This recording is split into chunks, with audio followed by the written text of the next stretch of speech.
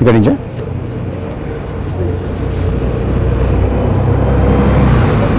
Start చేయడం. నిన్న ఉదయం జూరిక్ చేరుకోగానే ముఖ్యమంత్రి చంద్రబాబు నాయుడు గారి కార్యక్రమాలు మొదలయ్యాయి. జూరిక్లో ఉన్నటువంటి Indo Swiss chamber of commerce వాళ్ళు ఒక దాదాపుగా 12 స్విస్ కంపెనీలతోటి సమావేశాలు ఏర్పాటు చేశారు. ఈ సమావేశాల్లో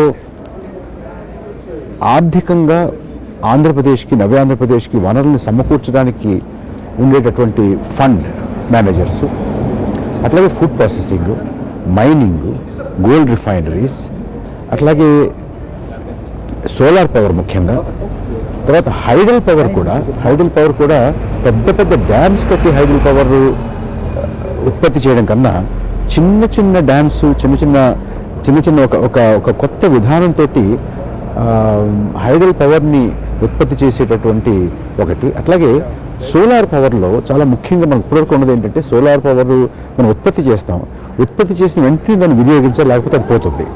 దాన్ని మనం స్టోర్ చేసుకోవడానికి కావాల్సినటువంటి టెక్నాలజీస్ స్విట్జర్లాండ్లో ఆ టెక్నాలజీస్ ఇప్పుడు బాగా ముందుకు వస్తున్నాయి.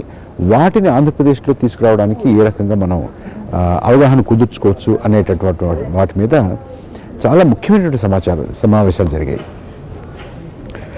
అక్కడ ఉన్నటువంటి తెలుగువారు, జూరిక్లో ఉన్నటువంటి తెలుగువారు, స్విట్జర్లాండ్లో ఉన్నటువంటి తెలుగువారు అందరూ కూడా నిన్న సమావేశం అయ్యారు. కొంతమంది ఇంగ్లాండ్ నుంచి కూడా వచ్చి ఎన్టీఆర్ వర్ధంతిని ఘనంగా జరిపారు. ముఖ్యమంత్రి గారి చేతుల మీదుగా ఎన్టీఆర్ వర్ధంతి ఘనంగా జరిగింది.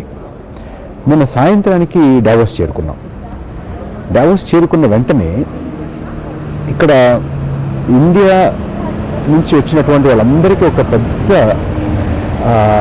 విందుని ఏర్పాటు చేశారు. ఆ విందులో భారతదేశం నుంచి ఉన్నటువంటి పారిశ్రామిక వాణిజ్య దిగ్గజాలందరూ కూడా నిన్న పాల్గొన్నారు. రాహుల్ బజాజ్, విశాల్ సిక్కా ఆఫ్ ఇన్ఫోసిస్, సునీల్ మిత్తల్ ఎయిర్టెల్, తర్వాత అజయ్ పరిమల్ గ్రూప్, ఇటువంటి వారందరూ ఉన్నారు నిన్న. దాదాపుగా ఒక 150 మంది. ఈ 150 మంది పాల్గొన్నటువంటి విందులో ముఖ్యమంత్రి చంద్రబాబు నాయుడు గారు ముఖ్య అతిథిగా ఆయన ప్రసంగం చేసి మన రాష్ట్రం ఎదుర్కొంటున్నటువంటి చిక్కులు, మన రాష్ట్రం ముందు ఉన్నటువంటి సవాళ్ళు, మన రాష్ట్రంలో ఉన్నటువంటి అవకాశాలు, తర్వాత భారతదేశం ఏ రకమైనటువంటి కూడల్లో ఉంది, ఏ రకమైనటువంటి మలుపులో ఉంది అనేటటువంటిది, భారతదేశానికి ఉన్నటువంటి అలాగే ఆంధ్రప్రదేశ్కి ఉన్నటువంటి అడ్వాంటేజెస్ ఏమిటి అనేటటువంటి వాటి మీద వారు నిన్న ఆ సమావేశంలో వారు ఉపన్యాసంలో చెప్పారు. ఇవాళ ఉదయం మొట్టమొదటిది వరల్డ్ ఎకనామిక్ ఫోరం కాంగ్రెస్లో ముఖ్యమంత్రి గారు పాల్గొన్నారు. అందులో అర్బనైజేషన్ అనేటువంటి అంశం, ఈ అంశం మీద ముఖ్యమంత్రి మాట్లాడుతూ అమరావతిని ఒక బెస్ట్ సిటీగా ఎట్లాగా